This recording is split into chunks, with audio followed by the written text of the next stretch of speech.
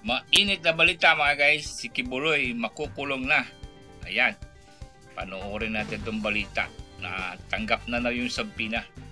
Ang religious leader na si Apollo Kibuloy ang sabina ng Senado. Sa inilabas na kopya ng sabina ng opisina ni Senate Deputy Minority Leader Risa Hontiveros, nakasaad na pinirmahan na ito kahapon ng abogado nila Kibuloy na si Attorney Marie Dina Tolentino Fuentes. Nakatakda sa March 5 ang susunod na pagdinig ng Senate Committee on Women, Children, Family Relations, and Gender Equality na nag-iimbestiga sa mga alegasyon ng pang-aabuso ng religious leader. Ayon kay Senator Hontiveros, hindi papayagang dumalo virtually si Kibuloy at aresto ito sakaling hindi pa rin magpakita sa Senado. At yun nga ang latest mga guys. Ano kaya sa tingin nyo? Makukulong kaya to si Kibuloy?